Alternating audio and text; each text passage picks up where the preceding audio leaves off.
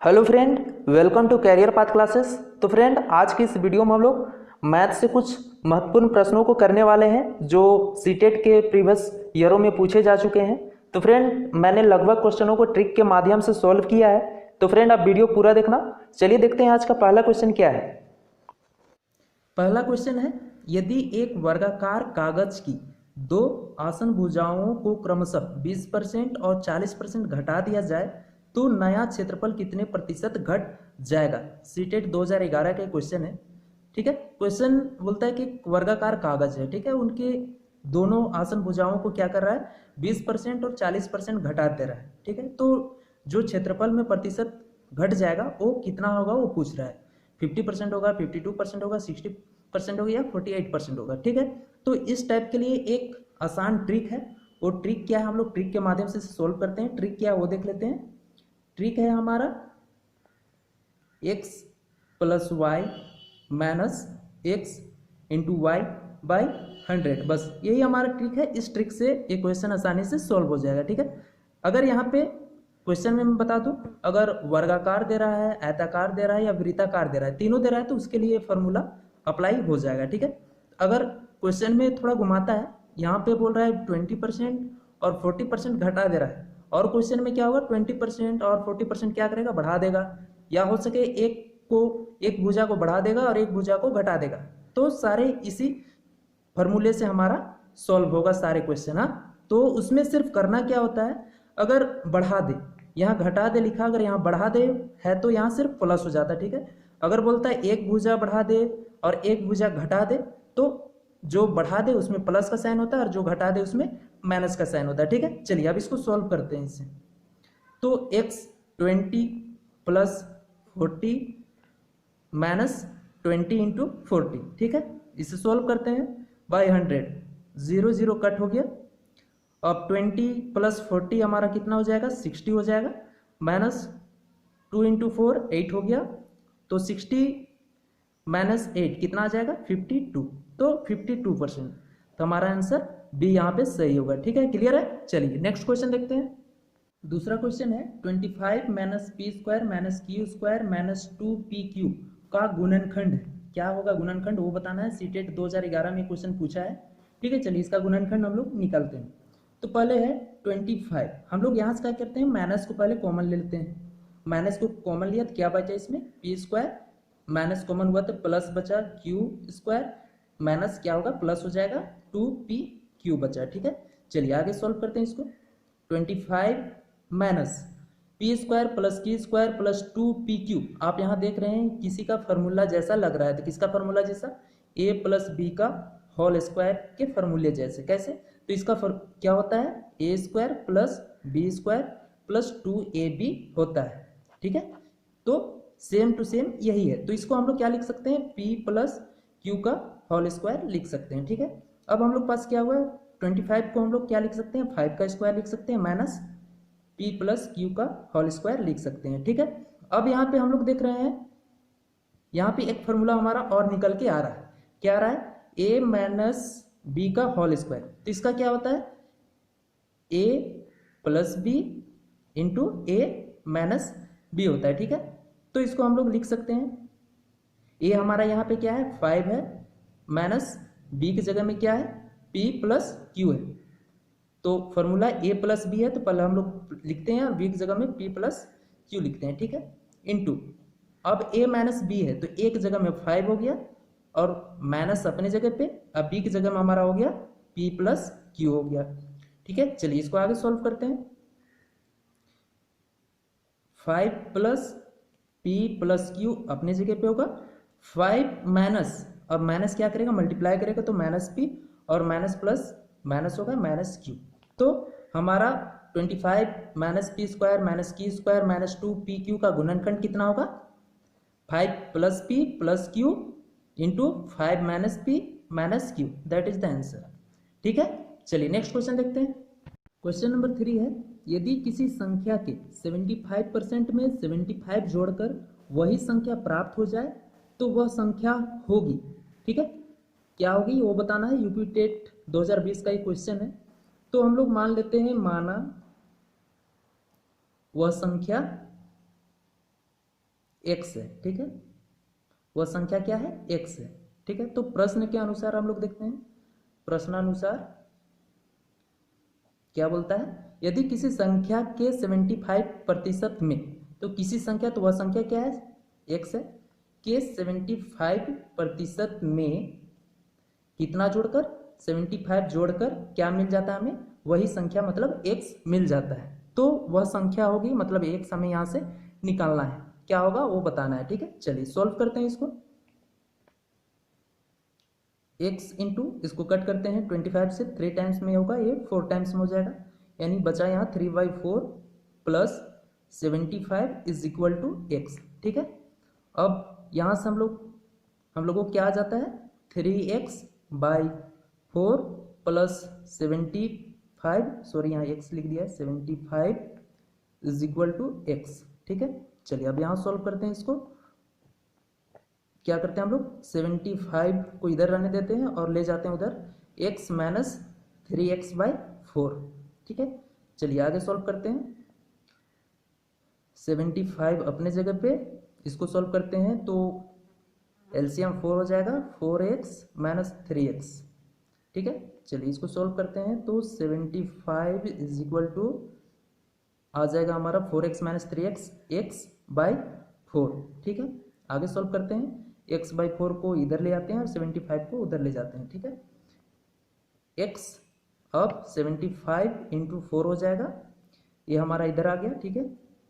तो कितना हो जाएगा, x इक्वल टू 75 4 जा 300, ठीक है। तो x इक्वल टू हमारा कितना है, 300, वही हमारा क्या होगा, नंबर होगा, ठीक है। आंसर हमारा डी यहाँ पे सही होगा, ठीक है। वह संख्या क्या होगी, 300 होगी। क्लियर है। चलिए नेक्स्ट क्वेश्चन देखते हैं। क्वेश्चन नंबर 4 है, यदि x is equal to 7 minus 4√3 है तो x² प्लस 1/x² का मान होगा, क्या होगा वो बताना है। 96 होगा, 112 होगा, 194 होगा या 224 होगा, ठीक है। चलिए इसे हम लोग ट्रिक के माध्यम से सॉल्व करते हैं। तो ट्रिक हमारा यहाँ पे क्या होगा वो देखते हैं। x हमारा दिया हुआ है, x² प्लस 1/x² का वैल्यू बताना है, ठीक है।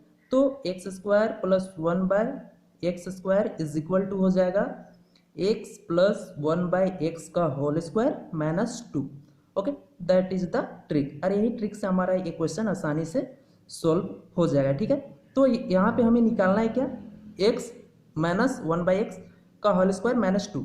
तो x तो हमारा यहाँ पे दिया हुआ है, कितना है, 7 माइनस 4√3 है, ठीक है। लेकिन 1/x का वैल्यू हमारे पास नहीं है, तो इसके लिए हमें क्या करना पड़ता है, अगर रेशियो में इसका जस्ट उल्टा x का निकालना है तो हम लोग को बस साइन में चेंज करना होता है। यहाँ अगर माइनस है तो इसको प्लस कर देंगे, तो ये हमारा 1/x का वैल्यू हो गया, ठीक है। अगर यहाँ पे प्लस होता तो यहाँ पे हम लोग क्या करते हैं, माइनस कर देते, ठीक है। चलिए अब इक्वेशन हम लोग पुट करके ट्रिक में निकाल लेते हैं।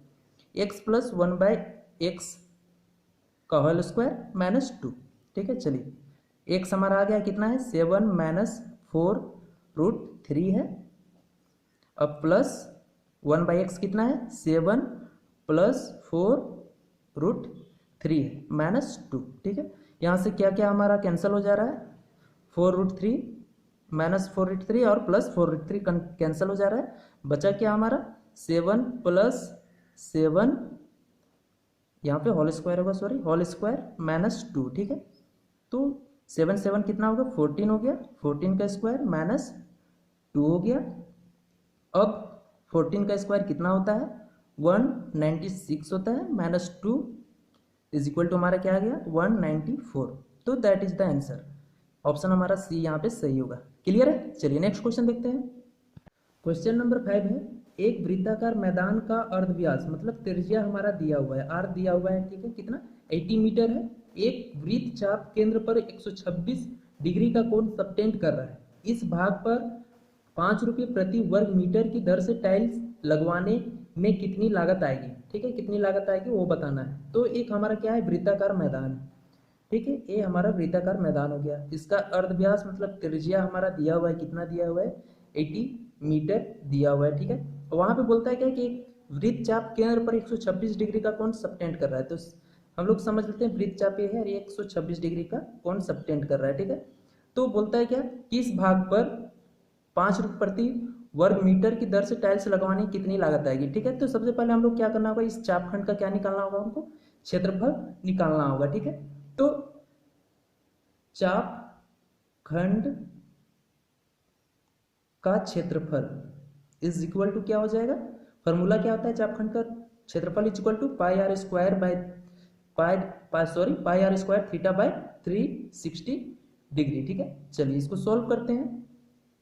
तो आ जाएगा हमारा पाई कितना होता है 22/7 इंटू आर हमारा दिया हुआ है कितना 80 इंटू 80 हो गया, इंटू थीटा दिया हुआ है कितना 126 डिग्री, ठीक है, बाय हमारा 360, ठीक है। अब इसको कट करते हैं, 9 से कट करते हैं, 9 4 जा 36, 0 हो गया, 9 1 जा 9, 9 4 जा 36, ठीक है, 7 1 जा 7, 7 2 जा 14, 41 जा 40, 42 जा 80, ठीक है। अब क्या क्या बचा हमारे पास 22 इंटू 80 इंटू 2 2 जा 4, ठीक है, हमारे पास इतना बच रहा है।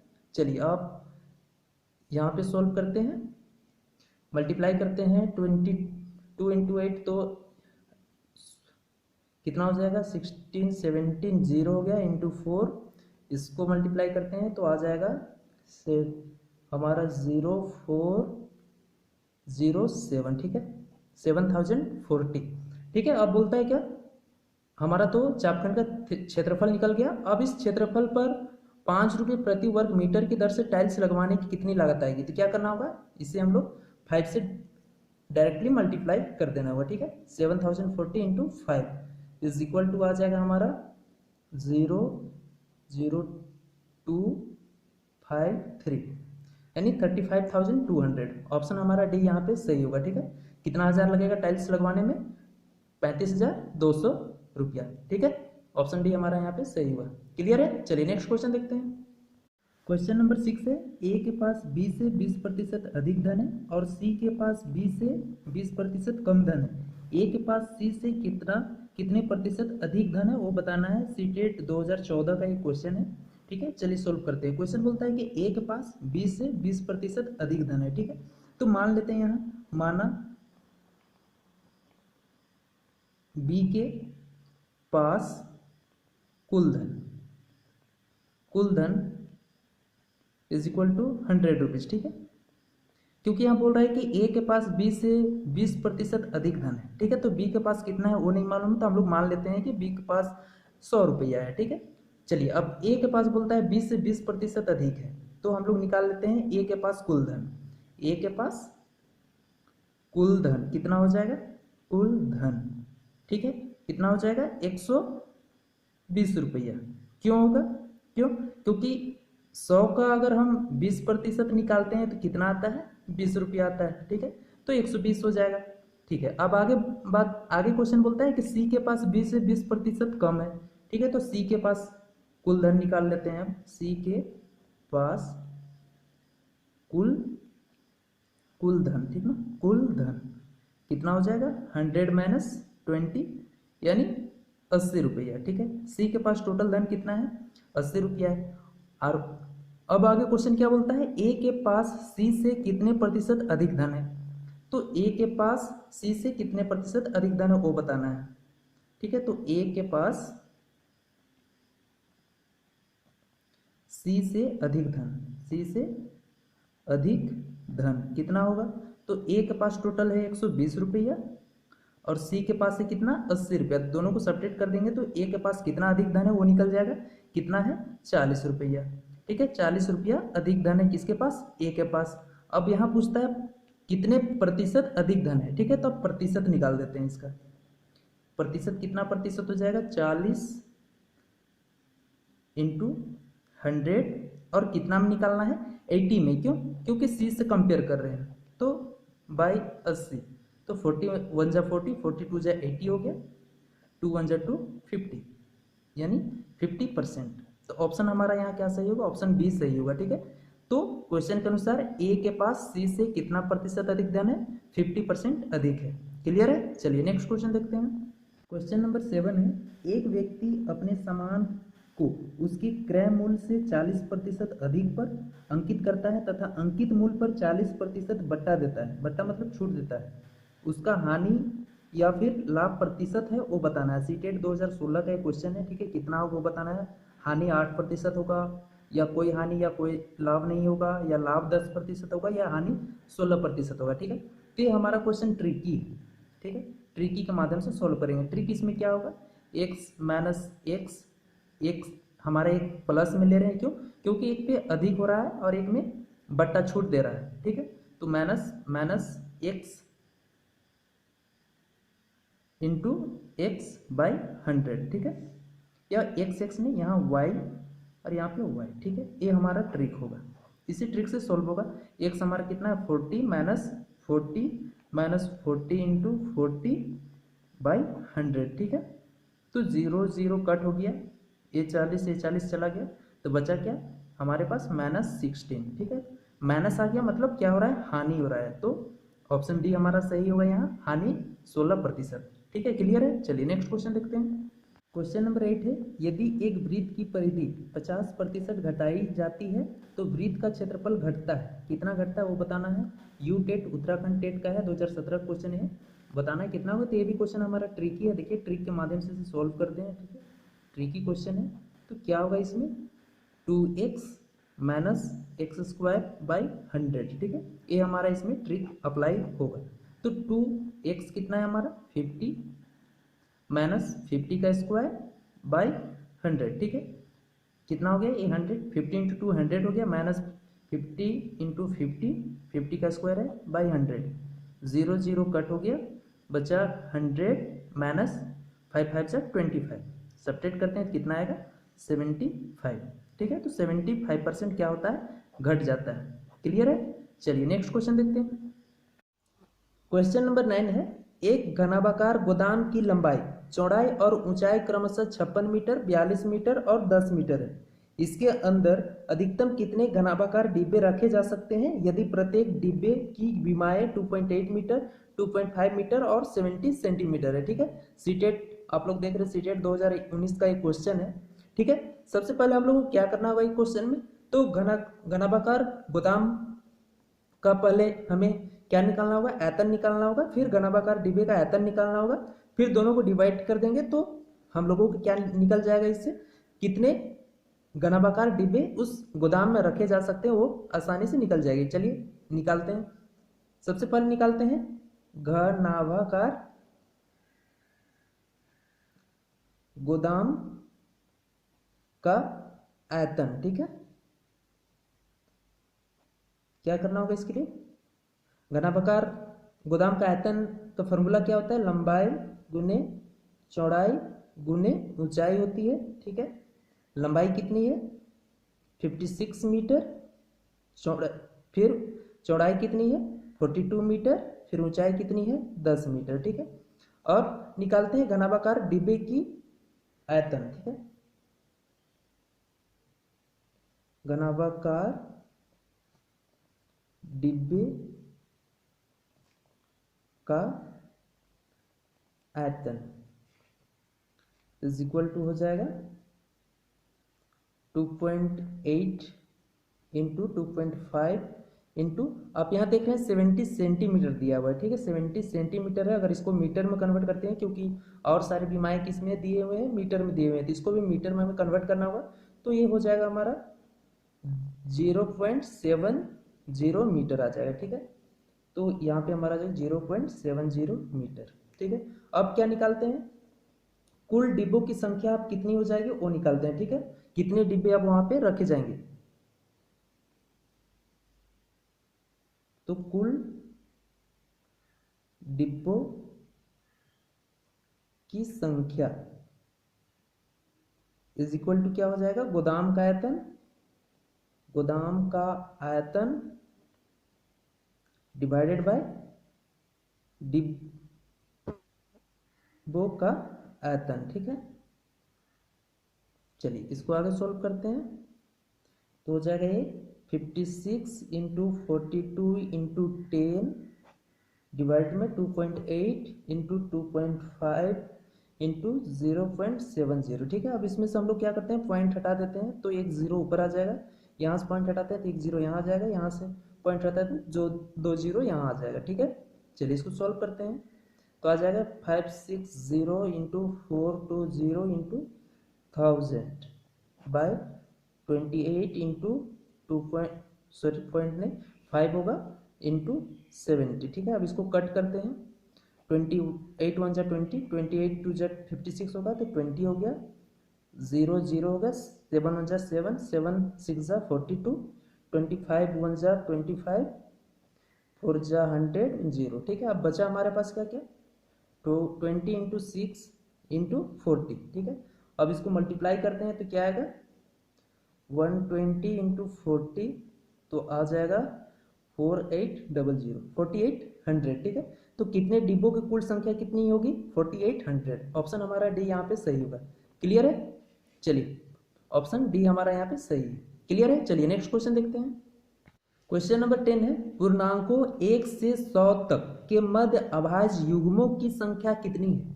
सीटेट 2019 का क्वेश्चन है, कितना होगा वो बताना है, 8 होगा या 5 होगा या 6 होगा या 7 होगा, ये हमें बताना है। ठीक है, तो सबसे पहले अभाज्य युग्म जानने से पहले अभाज्य संख्या क्या होती है वो जान लेते हैं। तो अभाज्य संख्या क्या होती है, अभाज्य संख्या। ठीक है, अभाज्य संख्या के बारे में जान लेते हैं। तो वैसी संख्या यानी वे एक से बड़ी प्राकृतिक संख्याएं जो स्वयं और एक से विभाजित नहीं होती। ठीक है, वैसी संख्याएं एक से बड़ी या प्राकृतिक संख्या वैसी संख्याएं जो एक से और स्वयं के अलावा किसी और नंबर से विभाजित नहीं होती है, उसे अभाज्य संख्या कहते हैं। ठीक है, अब जैसे में हम लोग बोल सकते हैं 2, ये सिर्फ 1 और 2 से ही डिवाइड होगा। 3 हो गया, ये भी 5 हो गया, 7, ये सारे नंबर क्या है, अभाज्य संख्या है। ये सिर्फ और सिर्फ 1 से डिवाइड होंगे और खुद से, यानी 2 है तो 2 से ही होगा। क्लियर है, अब अभाज्य युग्म की बात करते हैं। तो ऐसी दो क्रमागत अभाज्य संख्याओं का युग्म जिनके मध्य 2 का अंतर हो अभाज्य युग्म कहलाते हैं। जैसे 3 और 5, इनके बीच कितने का अंतर है, 2 का अंतर है। और नंबर ले तो 5 और 7, इसके बीच कितने हैं, 2 का अंतर है। तो ऐसी संख्या को हम लोग क्या बोलेंगे, अभाज्य युग्म कहेंगे। ठीक है, तो अभाज्य संख्या भी क्लियर हो गया और अभाज्य युग्म भी क्लियर हो गया। तो अब यहाँ से बताना है हमें कि पूर्णांकों 1 से और 100 तक के मध्य अभाज्य युग्मों की संख्या कितनी होगी, तो टोटल 8 होगी। ठीक है, कौन कौन से नंबर होंगे वो मैं बता दे रहा हूँ आपको। तो पहला हो जाएगा हमारा 3 और 5, दूसरा हो जाएगा 5 और 7, तीसरा हो जाएगा 11 और 13, चौथा हो जाएगा हमारा 17 और 19। ठीक है, 5 नंबर में हो जाएगा 29, 31, फिर 41, 43 हो जाएगा, देन 59 और 61 और लास्ट में 71 और 73। ठीक है, 8 होंगे, 1 2 3 4 5 6 7 8। ठीक है, तो टोटल पूर्णांकों है ना, तो कितनी टोटल संख्या होंगे, 8 होंगे। पूर्णांकों 1 से 100 तक के मध्य अभाज्य युग्मों की संख्या कितनी होगी, 8 होगी। क्लियर है, तो फ्रेंड यहाँ पर हम लोगों ने लगभग 10 क्वेश्चन किए। वीडियो लंबा हो जाएगा, इसी वजह से कम क्वेश्चन कर रहे हैं। अगर वीडियो आपको अच्छा लगा है तो प्लीज़ वीडियो को लाइक कर दे। अगर चैनल को सब्सक्राइब नहीं किया है तो प्लीज़ चैनल को सब्सक्राइब कर लेना और वीडियो को अपने दोस्तों के साथ जरूर शेयर करें। Thank you.